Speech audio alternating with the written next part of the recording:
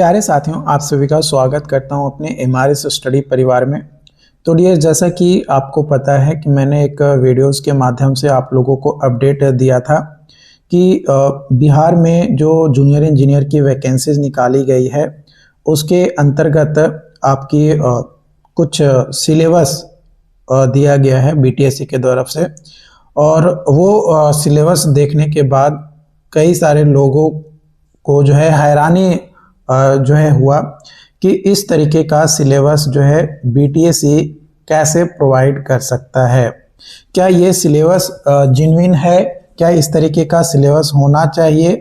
क्या ये इस सिलेबस से रिलेटेड क्वेश्चंस आएंगे? क्योंकि बहुत सारे टॉपिक ऐसे भी हैं जो कि अनरिलेवेंट है, उसमें सिविल इंजीनियर का कोई रोल नहीं है, जैसे एआई टेक्नोलॉजी, ड्रोन टेक्नोलॉजी, है ना। इवन आपका जो है योगा, है ना, even biology, chemistry, physics, mathematics, ये तमाम सब्जेक्ट जो है वहाँ पे लिया गया है और 315 पेज का टोटल सिलेबस जो है आपका दिया गया है। मैंने एक वीडियोस भी आप लोगों को प्रोवाइड किया था कि जो बिहार का एलआरसी में अमीन, स्पेशल सर्वे अमीन और स्पेशल सर्वे कानून गो का जो एग्ज़ाम्स हुआ था उसमें भी सिलेबस जो है सेम पैटर्न में आपके दिए गए थे।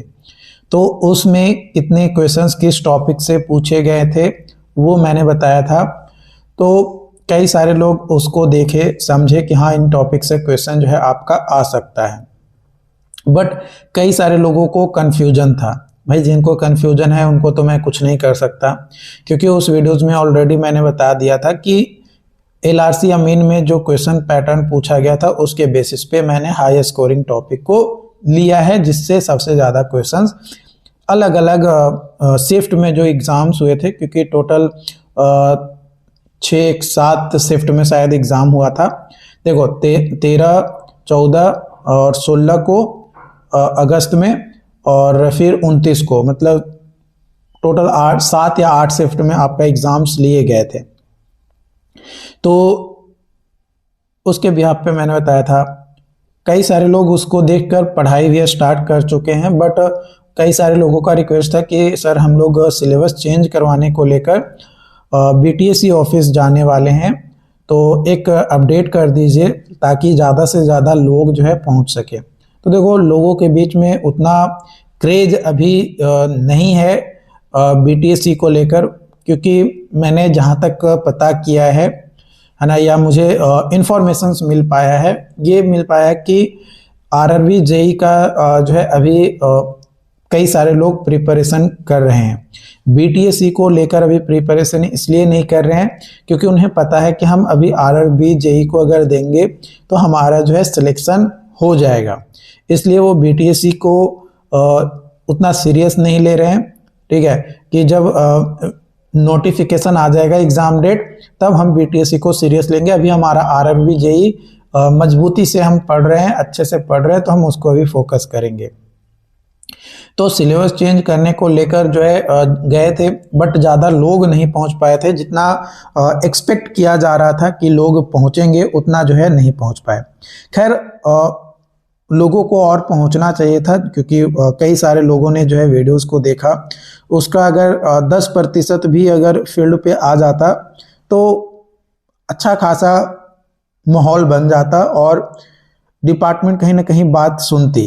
बट यहाँ पे डिपार्टमेंट ने ये बोलकर मना कर दिया कि जो सिलेबस है वो एसबीटी निर्धारित कर रही है ना, क्योंकि बिहार में जो टेक्निकल बोर्ड है वो एसबीटी है ना। और एसबीटी जो सिलेबस जारी किया है, हम उसी सिलेबस के पैटर्न पे क्वेश्चन जो है आपका पूछेंगे, जो कि पूरा का पूरा टेक्निकल पेपर होगा, है ना। अब हमें यह नहीं समझ में आ रहा है कि फर्स्ट और सेकेंड सेमेस्टर में कौन सा टेक्निकल सब्जेक्ट हमें पढ़ने होते हैं।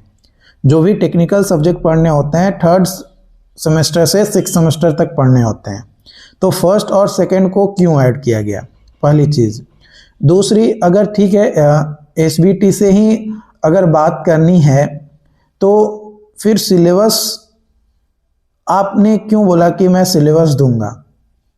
आपको सिंपली ये लिख देना चाहिए था नोटिफिकेशन में कि सिलेबस के तौर पे एज पर एसबीटी बिहार, तो उससे ही लोग समझ जाते कि एसबीटी बिहार से।